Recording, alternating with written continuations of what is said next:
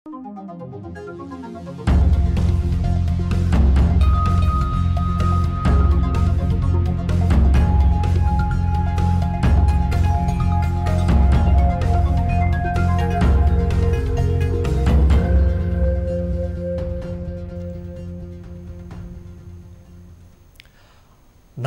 यो हो news 24 television prime time न्यूजमा स्वागत छ।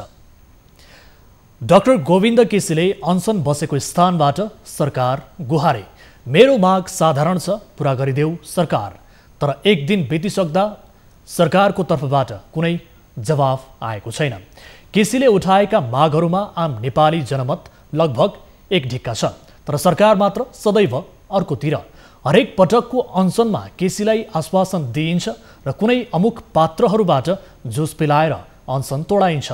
के निजी अस्पतालहरूको विषयमा केसीले उठाएको गुनासोहरू यसपटक कोरोनाको कहालीमा छर्लङ्ग भएको होइन र? यस्ता धेरै उदाहरण छन् जुन एकपछि अर्को गर्दै छर्लङ्ग बन्दैछन्। त्यसैले पनि केसीको बारेमा सरकार अब त गम्भीर बन्नै पर्छ।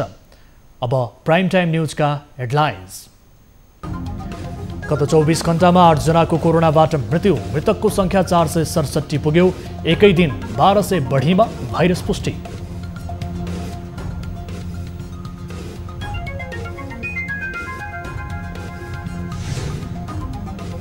आफ्ना माग र आक्रोश पोख्ने उत्तम थलो बन्दै माइतीघर मण्डला। कोरोना सृजित प्रतिकूल परिस्थितिमा पनि मण्डलामा भेला हुनेको भिड बढ्दै। यो सब कुराले के देखाएको छ भने शान्ति सुरक्षा बहाल गर्ने कुरा सरकारको कति पनि चिन्ता छैन। जलवायु परिवर्तनको मारले नेपालको हिमाली क्षेत्र निरन्तर प्रभावित।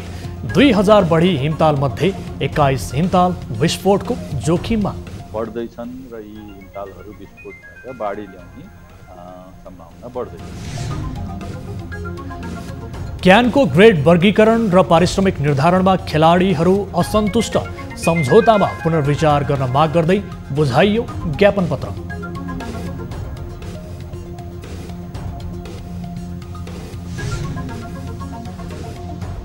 र उत्तर कोरियाका नेता किम जोङ उनसँग भेट्ने जापानी प्रधानमन्त्रीको चाहना। दुई देशको सम्बन्धलाई सुमधुर बनाउन चाहेको उल्लेख।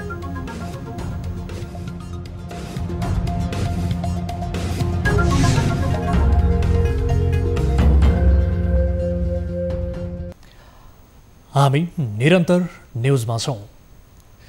गत 24 घण्टामा देशभर 8 जना कोरोना संक्रमितको मृत्यु भएको छ।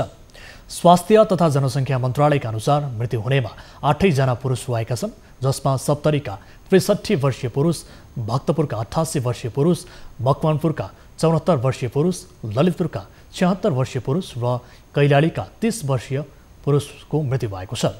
त्यसैगरी काठमाडौँका 20 र 74 वर्षीय दुई पुरुषको पनि मृत्यु भएको छ। यो सँगै देशभर कुल मृतकको संख्या 467 पुगेको छ। यो मृत्युदर संक्रमित हुनेहरूबाट 0.65% हो। यता गत 24 घण्टामा मुलुकमा 1207 जनामा भाइरस पुष्टि भएको छ। यो सँगै कुल संक्रमितको संख्या 71821 पुगेको छ। मन्त्रालयका अनुसार प्रदेश 1 को उदयपुरमा 1 जना, झापामा 7, भोजपुरमा 2, मोरङमा 78, सुनसरीमा 23 र सोलुखुम्बुमा 1 जनामा संक्रमण देखिएको छ। त्यस्तै प्रदेश 2 को धनुषामा 4 जना, पर्सामा 24, बारामा 4, महोत्तरीमा 1, रौतहटमा 6, सप्तरीमा 11, सर्लाहीमा 4 र सिराहामा 1 जनामा संक्रमण देखिएको छ। यता बागमती प्रदेशको काठमाडौँमा 583 जना, काभ्रेमा 17, चितवनमा 12, दोलखामा 1, धादिङमा 7, नुवाकोटमा 2, भक्तपुरमा 63, मकवानपुरमा 17, रामेछापमा 7, ललितपुरमा 78, सिन्धुपाल्चोकमा 4 र सिन्धुलीमा 15 जनामा भाइरस देखिएको छ। त्यस्तै गण्डकी प्रदेशको कास्कीमा 10 जना, गोरखामा 3, तनहुँमा 4, नवलपरासी पूर्वमा 1, लमजुङमा 1, बागलुङमा 1 र स्याङ्जामा 4 जनामा संक्रमण पुष्टि भएको छ। यता प्रदेश 5 को अर्घाखाँचीमा 2, कपिलवस्तुमा 3, गुल्मीमा 5, दाङमा 28, नवलपरासीमा 10, पाल्पामा 3, प्युठानमा 5, बर्दियामा 7, बाँकेमा 30 र रूपन्देहीमा 73 जनामा संक्रमण देखिएको छ। यस्तै रोल्पामा पनि 6 जनामा भाइरस पुष्टि भएको छ। त्यस्तै कर्णाली प्रदेशको सल्यानमा 1 जनामा संक्रमण देखिएको छ र सुदूरपश्चिम प्रदेशको अछाममा 13 जना, कञ्चनपुरमा 1, ढोटीमा 15, दार्चुलामा 5, बझाङमा 2 र बैतडीमा 1 जनामा संक्रमण देखिएको छ। यता काठमाडौँ उपत्यकामा पछिल्लो 24 घण्टामा थप 724 जना संक्रमित फेला परेका छन्।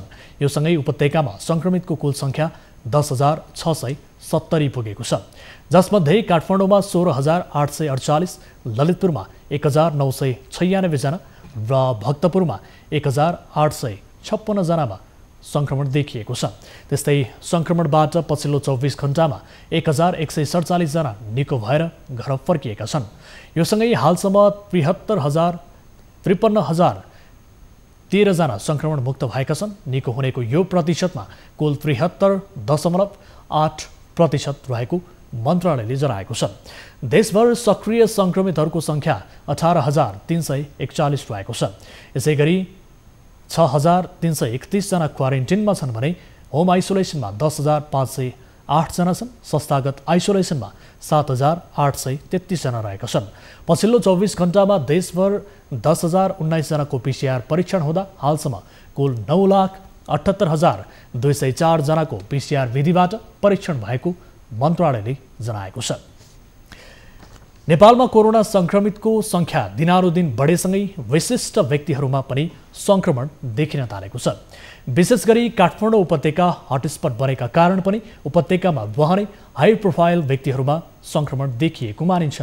कोरोना संक्रमण फैलिँदै जाँदा व्यक्तिगत सुरक्षा अपनाउँदै अरूको सुरक्षाको जिम्मेवारी लिनेहरूमा समेत कोरोना संक्रमण भएको पाइएको छ। भिआइपीहरूमा समेत कोरोना संक्रमण धमाधम देखिन थालेपछि संक्रमण नियन्त्रण प्रतिको जागरुकता त केही बढेको छ, तर अझै पनि पर्याप्त तयारी र चेक जाँचको सहज उपलब्धता भने हुन सकेको छैन। एक रिपोर्ट। नेपालमा कोरोना संक्रमितको संख्या 71,800 पुग्दा उच्च सुरक्षा सतर्कता रहने भिआइपीहरूमा समेत संक्रमण बढ्दो छ। पछिल्लो समय शनिबार प्रधानमन्त्रीका निजी चिकित्सक एवं त्रिभुवन विश्वविद्यालय चिकित्सा शास्त्र अध्ययन संस्थान IOM की डिन डाक्टर दिव्या सिंह शाहलाई कोरोना भाइरस कोभिड-19 को संक्रमण पुष्टि भएको छ। यसअघि शुक्रबार ललितपुर महानगरपालिकाका मेयर चिरीबाबु महर्जनलाई पनि कोरोना पोजिटिभ देखिएको थियो। उसो त यसअघि कोरोना संक्रमित हुने भिआइपीहरूको सूची लामो छ। नेपाली कांग्रेसका महामन्त्री शशाङ्क कोइराला कोरोना संक्रमित भएर बिहिबार मात्रै कोरोना मुक्त हुनुभएको छ। काठमाडौँ महानगरपालिकाका मेयर विद्यासुन्दर साक्य केही दिन अघि मात्रै संक्रमण मुक्त हुनुभएको छ।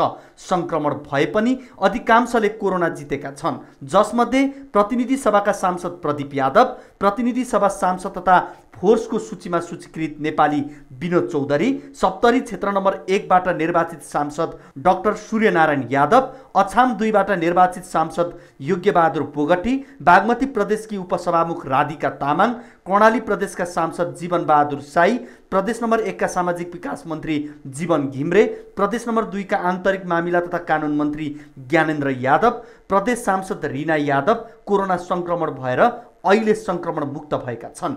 यस्तै वीरगञ्ज महानगरपालिकाका मेयर विजय सराबगी, अख्तियार दुरुपयोग अनुसन्धान आयोगका निवर्तमान प्रमुख आयुक्त नवीन कुमार घिम्रे, संघीय सांसद सचिवालयका सहसचिव रोजनाथ पाण्डे पनि कोरोना संक्रमण भएर अहिले निको भएका छन्। नेपाल वायु सेवा निगमका क्याप्टेन विजय लामा पनि कोरोना संक्रमणका कारण अहिले आइसोलेसनमा हुनुहुन्छ।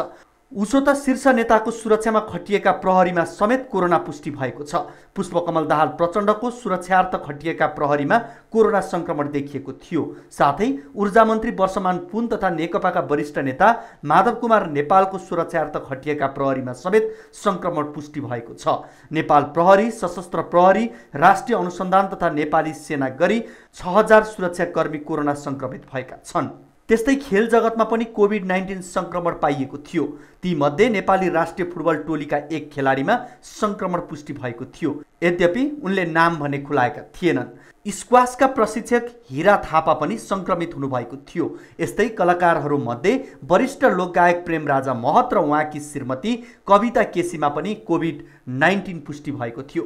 कतिपय कलाकारहरूले कोभिड संक्रमण भएको नखुलाएको पनि पाइएको छ। भक्तपुर नगरपालिकाले कोरोना भाइरस संक्रमितको उपचारका लागि छुट्टै आइसोलेसन केन्द्र सञ्चालनमा ल्याएको छ। भक्तपुरको ब्रह्मनारायणी स्थित बहुद्देश्य भवनमा बनाइएको 75 शैय्याको आइसोलेसन केन्द्र शनिबारबाट सञ्चालनमा आएको हो। भक्तपुर नगरपालिकामा कोरोना संक्रमितको संख्या बढेसँगै आइसोलेसन केन्द्र सञ्चालनमा ल्याइएको हो। आइसोलेसन केन्द्रको 4 तलालाई 4 भागमा विभाजित गरिएको छ। माथिल्लो तलामा महिला मात्रै बस्ने व्यवस्था गरिएको छ। दोस्रो तलामा पुरुष र पहिलो तलामा जोखिम वर्गमा परेकाहरू बस्ने व्यवस्था मिलाइएको छ। भुइँतलामा भने प्रशासनिक, स्वास्थ्यकर्मी र सुरक्षाकर्मी बस्ने कक्ष रहेको नगरपालिकाले जनाएको छ। सङ्घीय सरकारको मापदण्ड अनुरूप निर्माण गरिएको आइसोलेसनबाट नगरपालिकाले नागरिकले राहत पाउने विश्वास लिएको छ।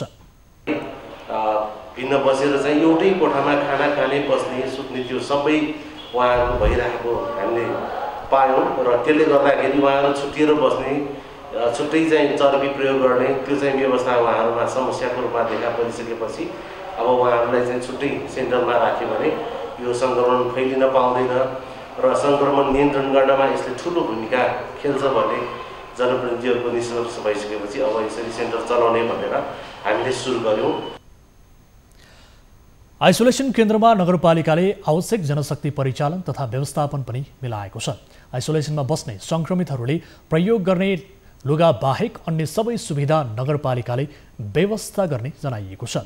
नगरपालिका अनुसार प्रत्येक सङ्क्रमितको लागि अलग अलग पानी तताउने इलेक्ट्रिक जग, निशुल्क वाइफाई, मोबाइल चार्जका लागि छुट्टा छुट्टै एक्सटेन्सन वायर, म्युजिक सिस्टम र प्रत्येक तलामा पढ्नका लागि किताब, पत्र पत्रिका सहितको र्याकको व्यवस्था गरिएको नगरपालिकाले जनाएको छ। सुनदेखि नुन मात्र नभई लसुनसम्म पाउने असन अहिले सुनसान छ। लामो लकडाउन र निषेधाज्ञापछि खुलेको असन र इन्द्रचोक 12 महिना उपभोक्ताका लागि रोजाइको बजार हो। अझ चाडपर्वमा विशेष भिड लाग्ने काठमाडौँका यी 2 बजार अहिले रौनकविहीन छन्। लकडाउन खुकुलो भएपछि चहल पहल बढेको त छ, तर बिक्री शून्यतिर झर्दा व्यापारीहरू भने निराश बनेका छन्।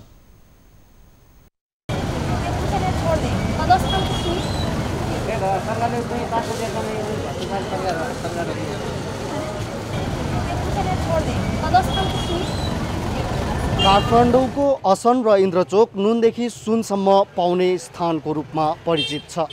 12 महिना यस क्षेत्रमा मानिसहरूको चहल पहल राम्रै हुन्छ, तर लामो समयको लकडाउन र निषेधादेशका बीच यहाँको व्यापार व्यवसाय ठप्प बन्यो। अहिले निषेधादेश हटेको छ र मानिसहरूको चहल पहल पनि बढेको छ। यस्तो अवस्थामा यहाँको व्यापार व्यवसायको अवस्था कस्तो छ त?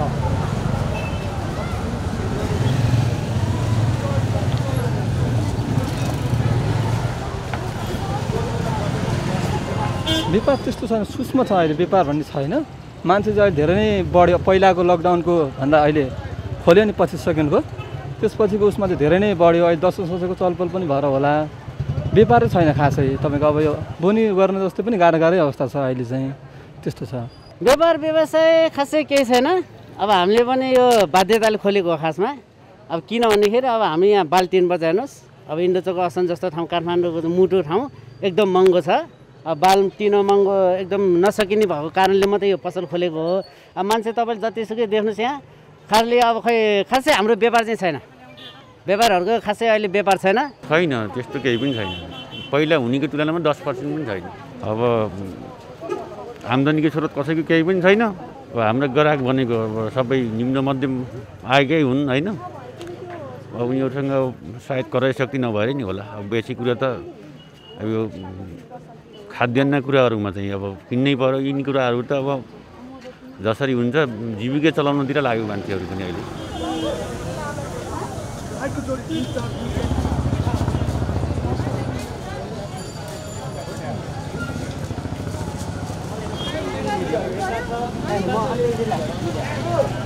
असन र इन्द्रचोकको बजारलाई प्राय निम्न र मध्यम वर्गले किनमेल गर्ने बजारको रूपमा लिइन्छ।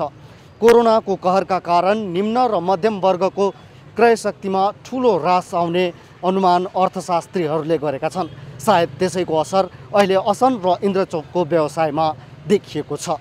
क्यामेरामा गोपाल पङ्गेनीको साथमा प्रशान्त ठाकुर, काठमाडौँ।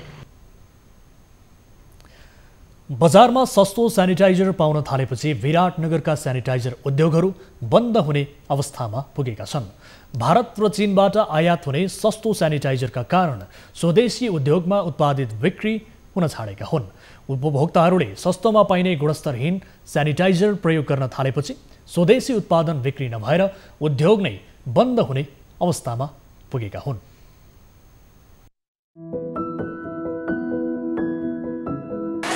चीनबाट पनि सेनिटाइजरहरू आउन थालेपछि नेपालमा उत्पादित सेनिटाइजर उद्योगहरूलाई बजारमा प्रतिस्पर्धा गर्न समस्या परेको छ।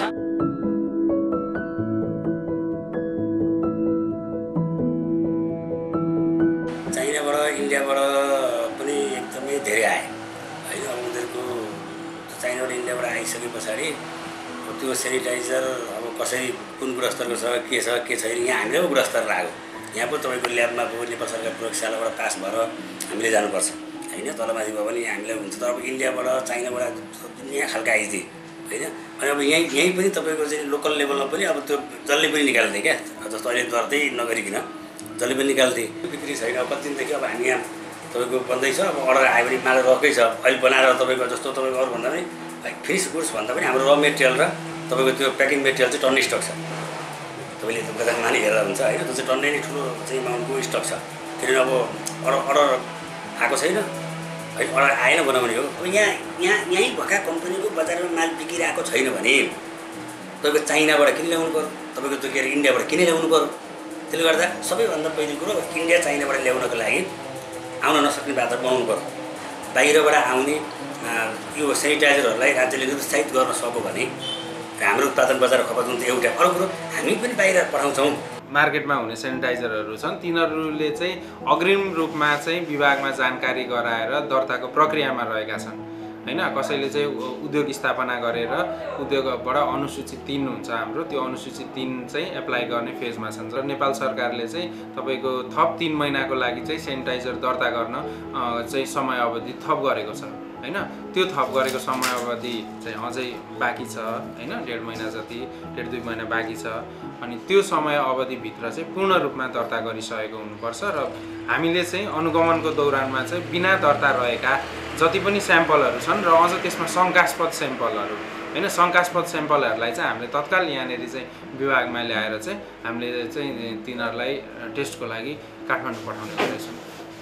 उत्पादन गर्ने उद्योग हामीले 3वटा जति 3टा उद्योगहरूलाई गरेको छौँ। पहिलो कुरो त बिना मापदण्ड एउटा चाहिँ सानो कोठामा होइन त्यो प्रपर एप्रोप्रिएट भेसल्सहरू सम्पूर्ण कुराहरू नभएर मापदण्ड पुरा नगर बनाइरहेको अवस्थामा। र अर्को कुरा त्यसमा मिसाइएको सब्सटेन्सहरू होइन पदार्थहरू चाहिँ के हो भनेर उहाँहरूलाई नै यकिन छैन भनेपछि त्यसमा चाहिँ अन्य किसिमको चाहिँ सब्सटेन्सहरू हुनसक्छ जसले गर्दाखेरि चाहिँ मानिसले यदि प्रयोग गर्यो भने मानिसको स्वास्थ्यमा चाहिँ प्रतिकूल असर पर्न सक्छ होइन। त्यस्तो किसिमको वस्तुहरू चाहिँ हामीले चाहिँ फेला पार्यौँ। औषधि व्यवस्था विभाग विराटनगरले 3वटा सेनिटाइजर उद्योगहरूलाई कारबाही गरेको बताए तापनि बाँकी 13वटा उद्योगहरू दर्ता प्रक्रियामा रहेको जानकारी दिएको छ। न्युज 24 टेलिभिजनका लागि तारा आचार्य, विराटनगर।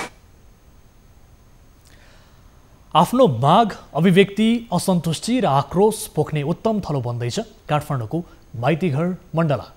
राज्यसँग गाँसिएका कुनै मुद्दा हुन् या कुनै दल, समुदाय, समूह र व्यक्तिगत रूपमा सरोकार राख्ने विषय हुन्, आवाज घन्काउने र सरकारलाई सुनाउने सबैका लागि सहज थलो बन्दैछ माइतीघर मण्डला। एक रिपोर्ट।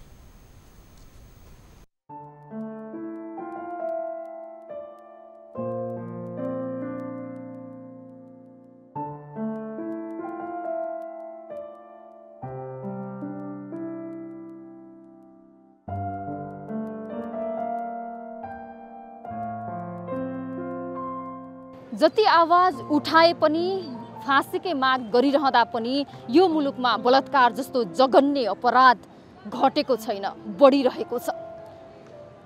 गत बुधबार बजाङकी 12 वर्षीय सम्झना कामीले यस्तै घटनाको सामना गरिन् र उनले ज्यान गुमाइन्। त्यसै कारण पनि सम्झना, निर्मला जस्ता बालिकाहरूले ज्यान गुमाइसकेका छन्। र यस्तो घटना नरोकिदा कहिलेकाहीँ माइती घरमा पनि यसको पीडा र क्रन्दन गुन्जिने गरेको छ। अपराधलाई हामीले यदि त्यसलाई भौगोलिक हिसाबले बुझ्न थाल्यो भने अन्याय हुन्छ र वास्तविक दोषी उम्किन्छ, पीडितले न्याय पाउँदैन। निर्मला पन्तदेखि सम्झना विकसम्मका बलात्कार गरेर हत्या गर्नु र नगराज विक लगायतका युवाहरूको सामूहिक रूपमा नरसंहार गर्नु, यो सब कुराले के देखाएको छ भने शान्ति सुरक्षा बहाल गर्ने कुरा सरकारको कति पनि चिन्ता छैन। कहिले काला पानीमा मिचिएको सीमा यही डुब्छ। विद्यार्थीलाई बिजेको कुरा पोख्ने ठाउँ पनि यही हो। सरकारी कर्मचारीलाई चित्त नबुझेको पानाहरू पनि यही पल्टिन्छन्। हरेक दिन माइती घरले कुनै न कुनै समूहको आतिथ्यता स्वीकार्नै पर्छ र यो उनको बाध्यता बन्दै आएको छ। विगत केही दिनदेखि अनसनरत डाक्टर गोविन्द केसीका समर्थकहरूको उपस्थिति पनि हरेक दिन यहाँ बाक्लिँदो छ। न्यायको अवहेलना, आज हामीमाथि दुर्व्यवहार भयो, कुटपिट भयो भने लोकतन्त्रको अन्त्य भन्ने न्यारेटिभ बोकेर जानु होला। शनिबार यहाँ कक्षा 11 र 12 को पाठ्य पुस्तक परिमार्जनको माग गर्दै शिक्षक सङ्घले पनि नाराबाजी गर्न पनि भ्यायो। कोरोना भाइरसको बढ्दो संक्रमण बीच नाराबाजी र भेला गर्ने रहर सायद कसैलाई नहुँदो हो, तर यहाँ हरेक दिन बढ्दो भिडमा उभिनेहरूले भने यसतर्फ हेक्का पुर्याएको दाबी गर्ने गरेका छन्। राज्यको उपस्थिति कमजोर भएर, कानुन कमजोर भएर हुने गर्छन्। अर्को चाहिँ सामाजिक चेतना स्तर कमजोर भएर, सामाजिक मनोविज्ञानका कारणले पनि हुन्छन्। हामीले यसलाई सडकमा ल्याउने भनेको एउटा सामाजिक अभियान सञ्चालन गर्ने हो, एउटा अभियान सञ्चालन गर्ने, चेतना सामाजिक चेतना निर्माणको अभियान सञ्चालन गर्ने हो। देशको हरेक सवालमा उठेको मागहरू अहिले त्यसको बोझ अहिले माइती घरले बोक्दै आएको छ। थाहा छैन माइती घरमा उठेका मागहरू कति सम्बोधन भए, कति सम्बोधन भएनन्, तर माइती घरमा दिनहुँ जसो विभिन्न मुद्दा, विभिन्न मागहरूमा प्रदर्शन हुने गरेको छ र यसले प्रहरी भने आजित भइसकेका छन्। कुनै समय माइती घर व्यावसायिक केन्द्र थियो, तर यहाँको भौतिक संरचना हटाएर काठमाडौँलाई स्वच्छ, सफा र हराभरा राख्ने प्रयास गरियो। माइती घरले नयाँ रूप त पायो, तर यो आन्दोलनका लागि भने उर्वर भूमि बनेर उभियो। हरेक मुलुकमा आन्दोलन गर्ने र कुनै पनि मागहरू राख्ने, विरोध जनाउने निश्चित एरिया तोकेको हुन्छ, तर नेपालमा भने अब के माइती घर नै त्यो आन्दोलन गर्ने र आफ्नो माग राख्ने आन्दोलनको केन्द्र हो त? यो प्रश्न पनि उठेको छ। क्यामेरामा कान्छा डङ्गोलका साथ टिभी जर्नलिस्ट रिया भण्डारी, काठमाडौँ। जलवायु परिवर्तनको असरले नेपालका हिमालहरू पग्लिने र नदी किनारका बासिन्दामा जोखिम बढ्ने चेतावनी धेरै अघि दिइएको हो। हुन पनि जलवायु परिवर्तनको असर नेपालका हिमालहरूमा देखिन थाल्दा हिमालहरूमा हिउँ नभई चट्टान देखिन थालिएको छ भने नेपालको हिमनदीमा आश्रित दक्षिण एसियाका करोडौं मानिसको यसको प्रभावमा पर्न थालेका छन्। त्यसमाथि जलवायु परिवर्तनले नेपालको हिमालहरूमा सोझै असर पार्दा नेपालमा रहेका हिमालहरू विस्फोटको जोखिममा पर्दै आएका छन्। एक रिपोर्ट। नेपाल, भारत र चीनको तिब्बतमा रहेका 47 हिमताल विस्फोटको उच्च जोखिममा रहेको एक अध्ययनले देखाएको छ। अन्तर्राष्ट्रिय एकीकृत पर्वतीय विकास केन्द्र इसिमोड र संयुक्त राष्ट्रसङ्घीय विकास कार्यक्रमले गरेको अध्ययनले 3624 वटा हिमताल रहेको पहिचान गरेको छ भने तीमध्ये 47 वटा विस्फोटको जोखिममा रहेको निष्कर्ष निकालेको छ। हिमाली क्षेत्रको तापक्रम वृद्धि दर विश्वको औसतभन्दा 0.3 देखि 0.7 डिग्री सेल्सियससम्म रहेकाले विस्फोटको उच्च जोखिम रहेको अध्ययन टोलीको निष्कर्ष छ। अन्नपूर्ण, लाङटाङ र खुम्बु क्षेत्रका हिमनदी ग्लेसियर सुक्दै गएको निष्कर्ष निकालेका बेला अध्ययनले चीनको तिब्बत स्वायत्त क्षेत्र TAR, नेपाल र भारतका 47 वटा हिमताल ग्लेसियर लेक विस्फोटको उच्च जोखिममा रहेको देखाएको छ। 2037 साल यता भएका हिमताल विस्फोटका घटना मिति 2037 असार 10 जलाधार, तमोर, तालस्तान, नागमा पोखरी। 2038 असार 27 भोटेकोसी, सिरेन माचुताल, तिब्बत। 2042 साउन 20 दुधकोशी, डिक्सो। 2048 असार 28 तामाकोशी, छुबुङताल। 2055 भदौ 18 दुधकोशी, तामपोखरी। 2060 साउन 30 मादी, कवचेताल। 2061 साउन 24 मादी, कवचेताल। 2063 असार 21 भोटेकोशी, तिब्बतको ताल। र 2074 वैशाख 7 बरुड उपत्यका, तल्लो बरुड नजिक। नेपालमा रहेका कुल हिमताल 2070 वटा, जोखिममा रहेका हिमताल 21 वटा, तिब्बत 1509 वटा, जोखिममा रहेका हिमताल 25 वटा र भारत 45 वटा, जोखिममा रहेका हिमताल 1 वटा। इसिमोड र युएनडिपीले गरेको अध्ययनले नेपालको कोशी, गण्डकी र कर्णाली नदीको बेसिन, चीनको स्वशासित क्षेत्र तिब्बत र भारतमा रहेका गरी कुल 47 हिमताल खतराको सम्भावनामा रहेको पहिचान गरेको छ। यी हिमतालहरू फुट्ने जोखिम उच्च रहेको छ, जसले तल्लो तटीय क्षेत्रमा ताल फुटेर बाढीको प्रकोप सृजना हुन सक्ने जोखिम रहेको औल्याएको छ। हिम नदीको हिउँ पग्लेर तालहरू बन्ने र ती तालहरू फुटेमा त्यसले तल्लो तटीय क्षेत्रमा ठूलो क्षति हुने जनाएको छ। विश्व उष्णीकरण र चाहिँ अन्य विभिन्न जलवायु परिवर्तनको कारणले गर्दाखेरि हाम्रो देश नेपालमा पनि र हिमालय क्षेत्रमा पनि ठूलो प्रभाव परिरहेको छ। त्यसको एउटा तड्कारो नमुना भनेको के हो भनेदेखि यो हिम नदीहरू तीव्र रूपले गलन हुने।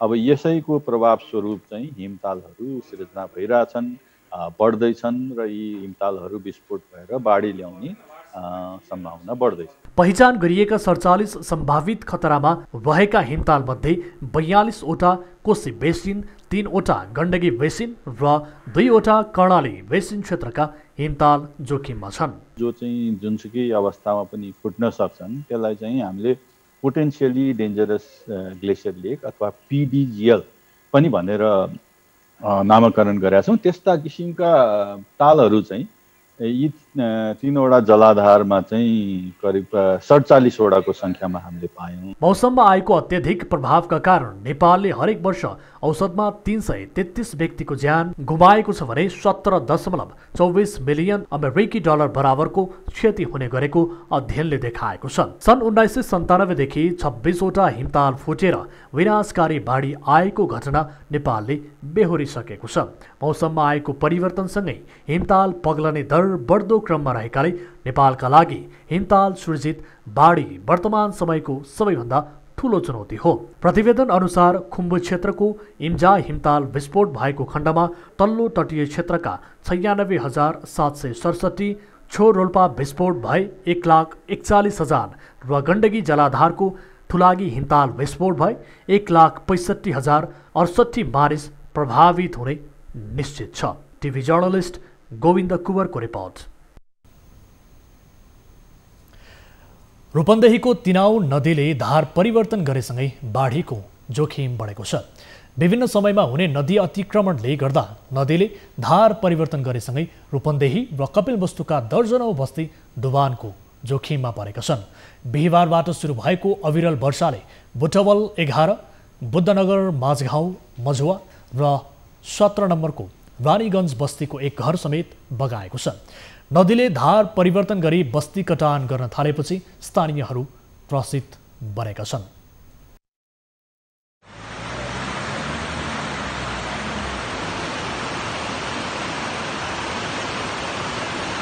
बाढीले बुटोल 17 रानीगञ्जको एक घर बगाएको छ भने 1 दर्जनभन्दा धेरै घरहरू उच्च जोखिममा छन्।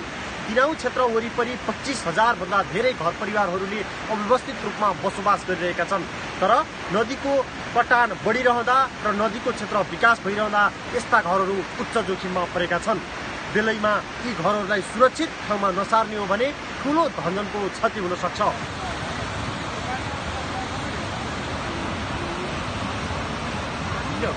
म्याक्सिमम जोखिम परेको कन्डिसन छ अहिले।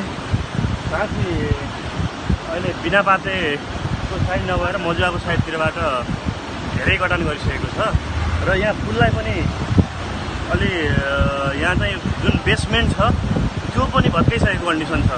अब यसलाई हामीले पुनः राम्रोसँग फेरि पहल गरेर त्यो बेसमेन्टलाई फेरि बनाएनौँ भने यो अझै फेरि पहिलाको झलङ्गे पुल जस्तै जोखिम हुन सक्ने कन्डिसन रहन्छ। त्यसले गर्दाखेरि सरकारले बेलैमा ध्यान दिएर यसलाई पनि एउटा बनाउनमा पहल गर्नुपर्छ तुरुन्तै। त्यो गरिएन भने फेरि जोखिम अवश्य नै हुन्छ।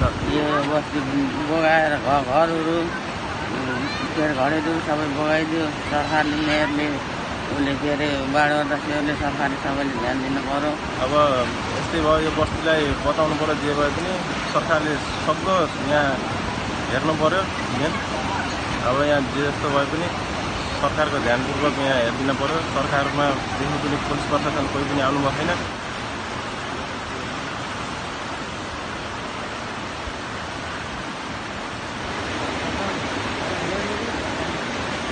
गत मङ्गलबारदेखि अहिलेको निरन्तरको बाढीले किनाउ क्षेत्रको बहाव उच्च भएको छ भने किनाउ क्षेत्र वरिपरि रहेका 25,000 भन्दा धेरै घर परिवारहरू विस्थापित हुने अवस्थामा पुगेका छन्। उच्च जोखिमका बीच पनि विगतदेखि बस्दै आएका यी अव्यवस्थित बस्तीहरूलाई त्यसैमा नसोचियो भने ठुलो धनजनको क्षति किनाउ नदीले गराउन सक्छ।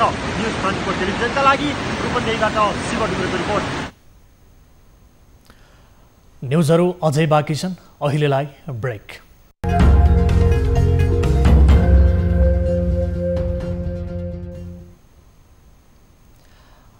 हामी निरन्तर न्युजमा छौँ। नेपालमा खुला सीमाका कारण विभिन्न मुलुकबाट शरणार्थी सजिलै आउने गरेका छन्। भुटानी हुन् वा तिब्बती अथवा पछिल्लो समय रोहिङ्ग्या नै किन नहुन्, नेपालमा शरण लिनेको लस्कर नै हुने गरेको छ। कतिपय शरणार्थीका रूपमा अफ्रिकनहरू पनि यदाकदा आउने गरेका छन्। सरकारको जानकारी बिना नेपाल छिरेका विभिन्न देशबाट आएका मानिस शरण लिएर बसोबास गरिरहेका छन्, जुन मानवताको हिसाबले त ठिकै होला, तर भावी दिनमा शरणार्थीका कारण निम्तने समस्या भने जटिल छ। एक रिपोर्ट। सन् 1910 को दशकमा रुस र अफगानिस्तान आक्रमणपछि अफगानीहरू शरणार्थी बनेर नेपाल आए। पछि नेपालमा बस्न नसकेर अफगानीहरू नेपाल छाडेर गए। सन् 1959 मा तिब्बती शरणार्थीहरू नेपाल आएका थिए र अहिले पनि ठूलो संख्यामा नेपालमा छन्। यस्तै शरणार्थी भएर 1990 देखि पूर्वी नेपालको मोरङ र झापा जिल्लाको शिविरहरूमा भुटानका नेपाली भाषी बसोबास गर्दै आइरहेका छन्। अहिले म्यानमारबाट आउने रोहिङ्गा शरणार्थीको संख्या 650 भन्दा माथि पुगिसकेको छ। रोहिङ्गा शरणार्थीहरूलाई लिएर छिमेकी भारतमा पनि राजनीतिक गरमागरम भइरहेको छ। प्रधानमन्त्री मोदीलाई राजनीतिक पार्टीले जतिसक्दो चाँडो समस्याको समाधान गर्नुपर्छ भन्दै विरोध गरिरहेका छन्। भारतका प्रधानमन्त्री नरेन्द्र मोदीले रोहिङ्गाहरूलाई भारतबाट देश निकाला गरिनुपर्छ भन्ने अभिव्यक्ति दिएपछि रोहिङ्गाहरू खुल्ला सिमानाको फाइदा उठाउँदै सजिलै नेपाल आउने गरेका छन्। रोहिङ्गा भन्दा अघि भुटानी शरणार्थी नेपाल आउनुभन्दा पहिले भारतमै बस्न गएका थिए, तर भारतले बस्न नदिएपछि नेपाल बस्न थालेका हुन्। भुटानी शरणार्थीहरूलाई नेपाल आउन भारतले आफ्नो बाटो सहज पारिदियो, तर फर्किन दिएन। अहिले रोहिङ्गाको हकमा पनि यस्तै भइरहेको छ। भारतले नेपाल आउन सहजै दिएको छ, तर फर्किन दिएको छैन। नेपालले तिब्बती र भुटानीलाई मात्र शरणार्थीको दर्जा दिएको छ। तीमध्ये कसैले पनि शरणार्थीको दर्जा नपाएको गृह मन्त्रालयले जनाएको छ। अन्य मुलुकबाट आएका व्यक्तिलाई सहरी शरणार्थीको संज्ञा दिने गरेको छ। शरणार्थी दर्जा नेपाल सरकारको नभई संयुक्त राष्ट्रसङ्घीय शरणार्थी उच्च आयोग UNHCRले दिएको संज्ञा हो। रोहिङ्गाहरूलाई अहिले मानवीय आधारमा नेपालमा शरण दिएको छ। आतंकी गतिविधिमा संलग्न भनिएका रोहिङ्गाहरूको विषयमा नेपालले जतिसक्दो चाँडो निकास निकाल्नुपर्छ।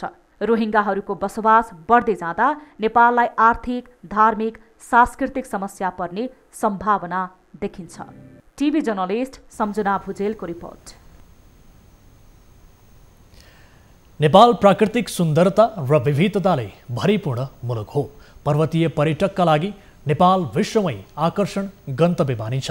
नेपालमा अनगिन्ती ताल, तलैया र सुन्दर झरना पनि छन्, तर प्रचार र पूर्वाधार नहुँदा यस्ता प्राकृतिक सम्पदा ओझेलमा परेका छन्। एक रिपोर्ट।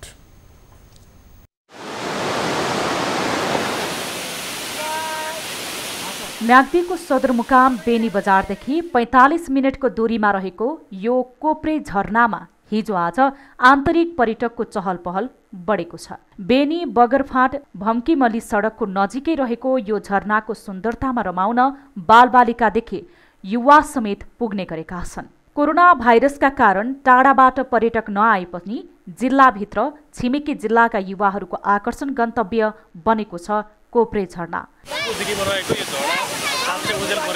कोभिड-19ले गर्दा टाढाबाट घुम्न जाने हामीहरूलाई बजार नजिकै पक्कै पनि झरना अत्यन्तै सावधानी थपेको छ। शनिबार त्यसै पनि परिवारसँग यहाँ आउँदाखेरि छुट्टै खालको आनन्द छ। झरनाको मनमोहक र आकर्षण दृश्यले एकपटक पुगेका पर्यटकहरू पूर्ण लोभ्याउने गरेको छ। हिउँदको समयमा केही सानो हुने भए पनि झरना निकै सुन्दर रहेको छ। झरनाको प्रचार प्रसारण हुन सके पर्यटकको संख्यामा समेत वृद्धि हुने, स्थानीयलाई समेत आय आर्जन हुने होटल व्यवसायीहरू बताउँछन्। आनन्द लाग्यो।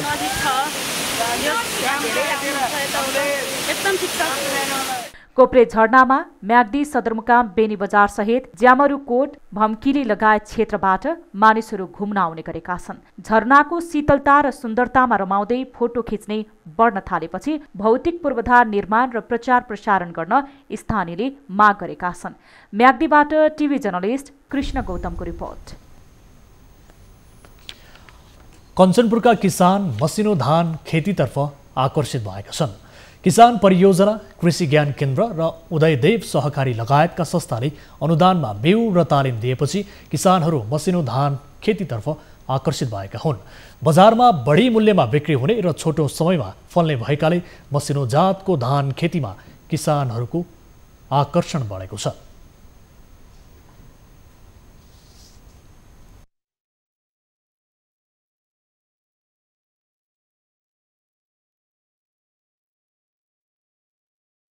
मूल्य पनि पाउने गर्छ मसिनो धानले, अनि फलमा पनि त्यो मोटो धानको चाहिँ धेरै बालाहरू सुकेको देखेको हामीले, किरा लागेको त्यस्तो हेर्दाखेरि नै नराम्रो छ। तर बेच्दाखेरि झन् मसिनो धान उस्तै पनि महँगो पाउँछ भन्ने हामी सबैलाई थाहै भएको कुरा हो। त्यही भएर पहिला मोटो धान धेरै रोप्ने गर्थ्यो, आजभोलि यो राम्रो लागेर अब चाहिँ नयाँ धान अनि यो मसिना धानहरू जस्तै धानहरू रोप्न पाएपछि झन् राम्रो हुन्छ। स्थानीय कृषि सहकारी संस्था तथा कृषि ज्ञान केन्द्र कञ्चनपुरले 50% अनुदान दिएर मसिनो धान खेती गर्न किसानहरूलाई प्रोत्साहित गरेका छन्। परीक्षणका रूपमा गरिएको धान खेती राम्रो भएको र उत्पादन पनि बढी भएकाले धान आयातलाई पनि घटाउन सहयोग पुग्ने बताइएको छ। यो धानबाट कति उत्पादन हुनसक्छ र यसपछि यो धानलाई अगाडि बढाउने या नबढाउने र उहाँहरूलाई कति फाइदा छ भनेर प्रत्यक्ष रूपमा उहाँहरूको घर दैलोमा गएर उहाँहरूबाट यो कुराहरू बुझ्ने कामहरू हाम्रो आज भइरहेको छ। र नेपालमा चाहिँ मसिना धानको आयात बढ्दो र मोटा चाहिँ को माग घट्दो भएको हुनाले पनि अहिले चाहिँ किसानले जुन चाहिँ मिलले भोगिरहेको चाहिँ बजारको समस्या, इन्डियाको बजारसँग कम्पिटिसन गर्नुपर्ने, त्यो कम्पिटिसन गर्नका लागि अहिले मसिना धानलाई प्रमोसन गरेर फार्मरले चाहिँ त्यही लगानीमा इन्कम बढाउने र अर्को कुरा चाहिँ नेपाल सरकारको जुन नेपालको एउटा आयातलाई छ त्यसलाई घटाउने एउटा चाहिँ अवधारणा अन्तर्गत यो फाइन राइस प्रमोसन गरिएको। धान खेती र उत्पादन बढाउन किसानहरूलाई प्रविधिको सहयोग र तालिम समेत दिन सुरु गरिएको छ। किसानलाई राम्रो फाइदा भएमा अन्य किसानलाई पनि मसिनो धान खेतीका लागि प्रेरित गर्ने सुदूरपश्चिम प्रदेश सरकारको योजना छ। अब बिजनेस न्युज।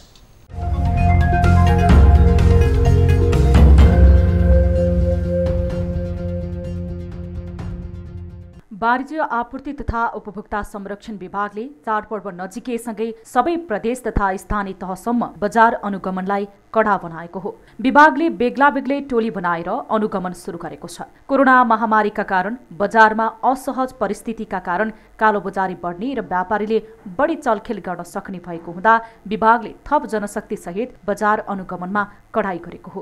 विभागले दैनिक उपभोग्य खाद्यान्न, तेलजन्य वस्तु, इन्धन, लत्ता कपडा, कस्मेटिक तथा कपडाजन्य वस्तु, माछा मासु, औषधि पसल, तरकारी र फलफूल लगायतका थोक तथा खुद्रा पसलमा अनुगमनलाई प्रभावकारी बनाएको विभागले जनाएको छ। हामी हिजोबाट यो प्रक्रिया सुरु गरेका छौँ। मन्त्रालयले अहिले हामीलाई थप जनशक्ति उपलब्ध गराएको छ र त्यो जनशक्तिलाई हामीले बजारमा कसरी चाहिँ हामीले उपस्थिति जनाउने भनेर अनुगमनको हामीले चाहिँ शैली उहाँहरूलाई जानकारी गराएका छौँ। र हाम्रो अहिले खासमा 5वटा विषयगत टोली माछा मासु, तरकारी, फलफूल, नुन, चिनी, तेल, दाल, चामल, अनि र अर्को टोली लत्ता कपडा र फेन्सीमा, र 5औं टोली चाहिँ औषधि, स्वास्थ्य, इन्धन लगायतका चाहिँ विषयमा गरेर 5वटा चाहिँ विषयगत टोली छन्। विभागका अनुसार टोलीहरूलाई क्षेत्र नै तोकेर अनुगमनको जिम्मेवारी दिएको छ। काठमाडौँको कलङ्की, कालीमाटी, बालाजु, बुढानीलकण्ठ, महाराजगञ्ज, चाबिल, कोटेश्वर तथा भक्तपुर र ललितपुरमा समेत क्षेत्र तोकेर टोली परिचालन गरिएको विभागले जनाएको छ। ललितपुरमा एउटा टोली, भक्तपुरमा एउटा टोली, चाबिलमा अर्को टोली, महाराजगञ्जमा अर्को टोली, बालाजु र कलङ्की एरियामा अर्को टोली, यसरी हाम्रो चाहिँ 5वटा 6वटा चाहिँ हाम्रो चाहिँ भौगोलिक क्षेत्र विभाजन गरेका छौँ आवश्यकताअनुसार अन्य, र विभागमा आउने गुनासोलाई सम्बोधन गर्नको लागि हाम्रो अर्को छुट्टै टोली स्ट्यान्ड बाई छ। विषयगत विभागहरू खाद्य प्रविधि तथा गुण नियन्त्रण विभाग, गुणस्तर तथा नापतौल विभाग र मुलुकभरका सबै जिल्ला प्रशासन कार्यालयमा तोकिएका बजार अधिकृतहरूलाई समेत बजारमा उपस्थिति बढाउन मन्त्रालयले निर्देशन दिएको छ। देशभर नै बजार अनुगमनलाई कडाई गरिएको छ।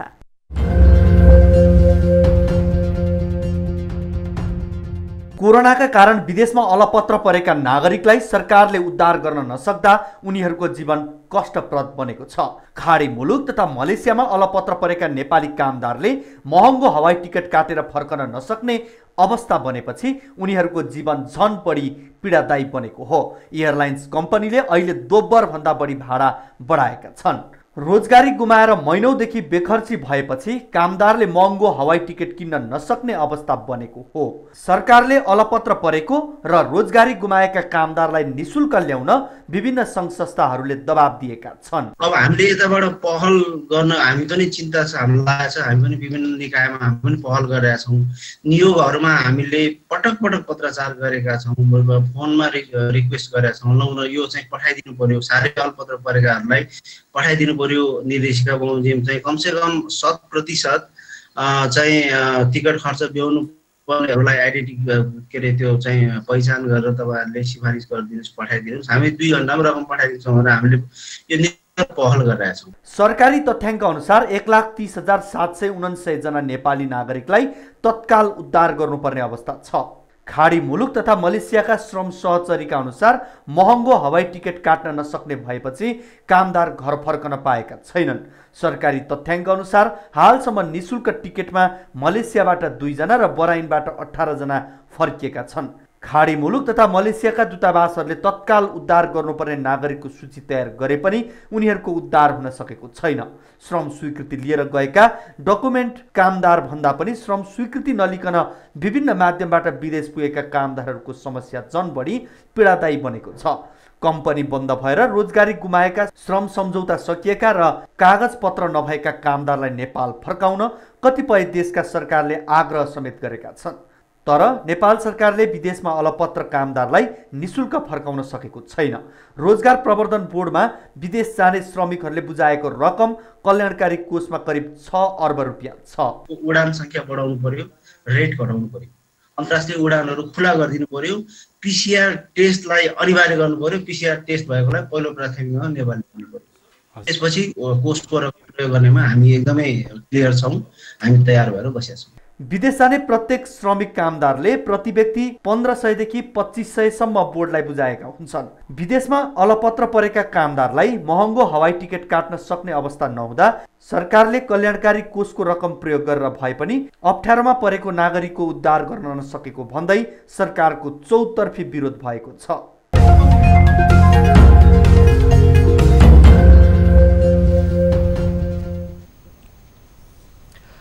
न्युजहरू अझै बाँकी छन्, अहिलेलाई ब्रेक।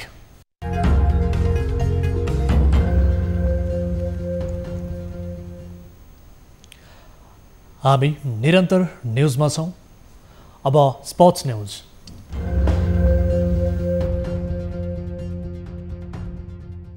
नेपाली क्रिकेटको सर्वोच्च निकाय क्यानले राष्ट्रिय खेलाडीहरूको केन्द्रीय सम्झौतामा पुनर्विचार गर्नुपर्ने भन्दै कप्तान ज्ञानेन्द्र मल्ल सहित खेलाडीहरूले ज्ञापन पत्र बुझाएका छन्। उनीहरूले ग्रेड वर्गीकरणमा पुनर्विचार गर्न माग गर्दै क्यानमा ज्ञापन पत्र बुझाएका हुन्। क्यानको केन्द्रीय समितिले 2020 का लागि गरेको नयाँ ग्रेड निर्धारणमा पुनर्विचार गर्न कप्तान ज्ञानेन्द्र सहित खेलाडीले क्यानको कार्यालयमा पुगेर ज्ञापन पत्र बुझाएका हुन्। राष्ट्रिय टोलीका नियमित सदस्यहरूलाई अन्याय भएको महसुस गर्दै क्यानमा ज्ञापन पत्र बुझाएको उल्लेख गरिएको छ।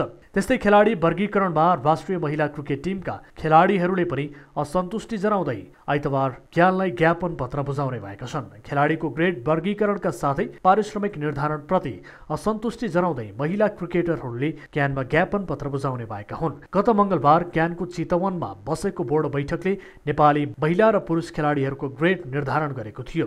ग्रेडमा केही महत्त्वपूर्ण खेलाडीहरू परेका छैनन् भने केही महत्त्वपूर्ण खेलाडीहरूको ग्रेडमा पनि क्यानले तलमाथि गरेको भन्दै असन्तुष्टि पैदा भएको छ।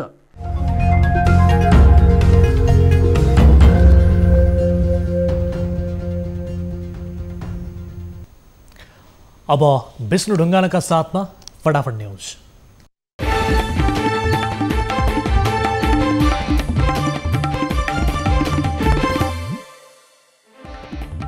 पछिल्लो 24 घण्टामा 1207 जनामा कोरोना संक्रमण पुष्टि, 8 जनाको मृत्यु, 1147 जनाले लिए स्वास्थ्य लाभ।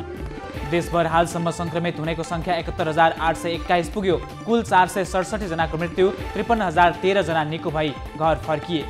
बझाङकी 12 वर्षीय बालिका सम्झना कामीको हत्याको विरोधमा राजधानीमा प्रदर्शन। बझाङको मास्टा गाउँपालिकाकी सम्झनाको बुधबार साँझ बलात्कारपछि हत्या गरिएको भन्दै हत्यारालाई कारबाही गर्न माग।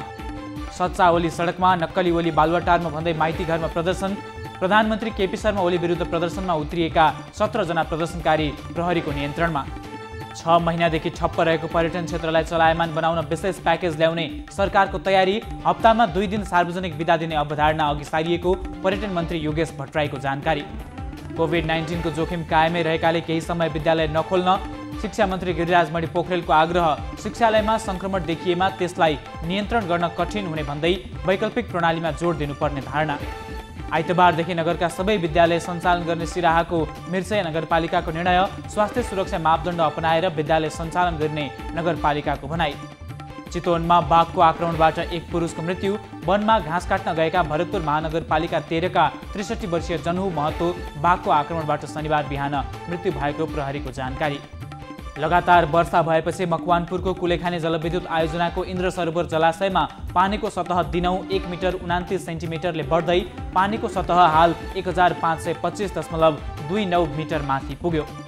प्रधानमन्त्रीका निजी चिकित्सक एवं त्रिभुवन विश्वविद्यालय चिकित्सा शास्त्र अध्ययन संस्थान IOM की डिम डाक्टर दिव्या सिंह शाहलाई कोरोना संक्रमण। पछिल्लो समय प्रधानमन्त्रीलाई नभेटेको जानकारी।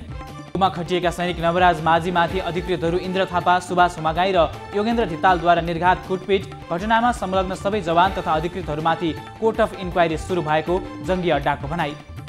जबरजस्ती गर्नेको अभियोग लागेका रामेछापको लिखु तामाकोसी गाउँपालिकाका अध्यक्ष गोविन्द बहादुर खड्कालाई जिल्ला अदालतको पूर्वपक्षका लागि थुनामा राख्न आदेश।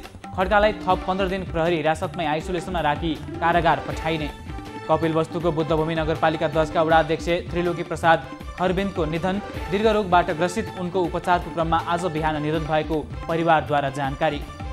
अर्घाखाँची जिल्लाको सिद्धगङ्गा नगरपालिका 12 मा पहिरो गएपछि थप 1.5 दर्जन घर परिवार विस्थापित। गाउँका 35 घरमध्ये 17 घर बगाएपछि बाँकी 1.5 दर्जन घर पनि उच्च जोखिममा परेकाले सबैलाई सुरक्षित स्थानमा सारियो। रातभर वर्षाका कारण रूपन्देहीको विभिन्न स्थानमा बस्तीहरू डुबानमा। बाढीले दर्जनौं घर बगेको र 24 घर भत्किएको जानकारी। बाढीको वेगले पक्की पुल समेत जोखिममा। पोखरा विश्वविद्यालयमा तत्काल उपकुलपति नियुक्त गर्न अखिल क्रान्तिकारीको माग। खुल्ला प्रतिस्पर्धाबाट उपकुलपति रजिस्ट्रार लगायतका रिक्त पद नियुक्त नगरे कडाभन्दा कडा आन्दोलन गर्ने चेतावनी। निजी क्षेत्रको लगानीमा निर्माण भइरहेको सुदूरपश्चिमकै ठूलो कालङ्गा घाट जलविद्युत आयोजनाको करिब 3.5 किलोमिटर सुरुङ निर्माणको काम सम्पन्न। प्रसारण लाइन निर्माणको काम पनि अन्तिम चरणमा रहेकाले पुसभित्रै विद्युत उत्पादन हुने। तनहुका विभिन्न ठाउँमा सामुदायिक विद्यालयद्वारा टोलमै पुगेर विद्यार्थी पढाउन सुरु। कोभिड-19 का कारण विद्यालय बन्द रहेको अवस्थामा सिकाइ सहजीकरण गर्न विद्यालयले टोलमै पुगेर विद्यार्थी पढाउन थालेको जानकारी। यस वर्षको अन्त्यसम्ममा कम्तीमा 61 करोड कोभिड-19 विरुद्धको खोप उत्पादन गर्ने चीनको दावी। खोपको वार्षिक उत्पादन क्षमता अर्को वर्षसम्म कम्तीमा 1 अर्ब डोजमा पुग्ने। युक्रेनमा खार्किभ एयरफोर्स विश्वविद्यालयका प्रशिक्षार्थी विद्यार्थी सवार सैन्य विमान दुर्घटना हुँदा 22 जनाको मृत्यु। दुर्घटनामा 2 जनाको अवस्था गम्भीर। बेपत्ता 4 जनाको खोजी कार्य जारी। कोरोनाको खोप पत्ता लाग्नु अघि 20 लाख मानिसहरूको ज्यान जाने WHO को चेतावनी। कोरोना संक्रमणबाट जोगिन एकीकृत र प्रभावकारी कदम चाल्नुपर्नेमा जोड। भारतको लागु औषध नियन्त्रण ब्युरो NCBद्वारा बलिउड अभिनेत्रीहरू दीपिका पादुकोण, सारा अली खान र श्रद्धा कपुरसँग शनिबार सोधपुछ। अर्की अभिनेत्री राकुलप्रीत सिंहको बयान भने शुक्रबार नै सम्पन्न। जम्मू र कश्मीरको विवाद अन्तर्राष्ट्रिय वैधताका आधारमा समाधान नभएसम्म दक्षिण एसियामा शान्ति र स्थायित्व नहुने पाकिस्तानी प्रधानमन्त्री इमरान खानको भनाई। संयुक्त राष्ट्रसङ्घ महासभामा खानले दिएको अभिव्यक्तिप्रति भारतको आपत्ति। र विश्वभर 3 करोड 28 लाख 3 हजार बढीमा कोरोना संक्रमण। 9 लाख 94 हजार बढीको मृत्यु। 2 करोड 41 लाख 79 हजार बढीलाई निको।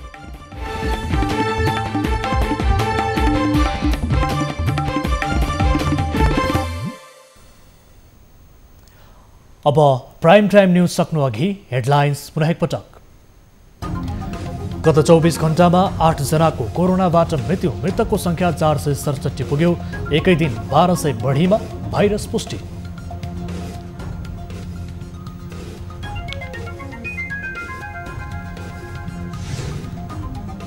आफ्ना माग र आक्रोश पोख्ने उत्तम थलो बन्दै माइतीघर मण्डला। कोरोना सृजित प्रतिकूल परिस्थितिमा पनि मण्डलामा भेला हुनेको भिड बढ्दै।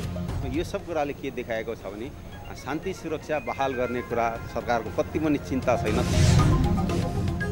जलवायु परिवर्तनको मारले नेपालको हिमाली क्षेत्र निरन्तर प्रभावित।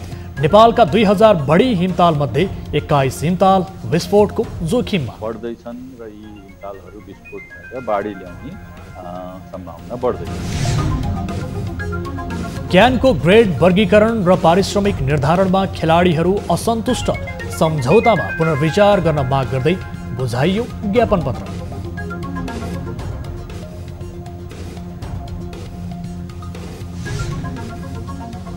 र उत्तर कोरियाका नेता किम जोङसँग भेट्ने जापानी प्रधानमन्त्रीको चाहना। दुई देशको सम्बन्धलाई सुमधुर बनाउन चाहेको उल्लेख।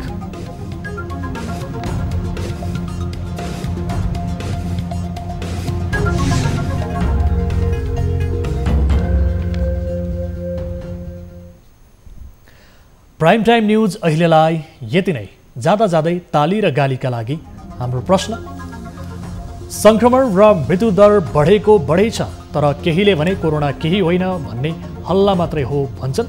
यसो भन्नेहरू ठिक हुन् भन्नेले तालीमा र गलत हुन् भन्नेले गालीमा। हाम्रो पात्रको एक मार्फत आफ्नो मत राख्न सक्नुहुनेछ। थप न्युजका लागि हाम्रो वेबसाइट www.news24nepal.com हेर्नुहोला। साथै हामीलाई फेसबुक, ट्विटर र युट्युबमा पनि फलो गर्न सक्नुहुनेछ। यस्तै मोबाइल, भाइबर र इमेलबाट न्युज 24 को हेल्प डेस्कमा कुनै समस्या र गुनासो छ भने टिपाउन सक्नुहुनेछ। हामी निरन्तर न्युजमा छौँ। नमस्ते।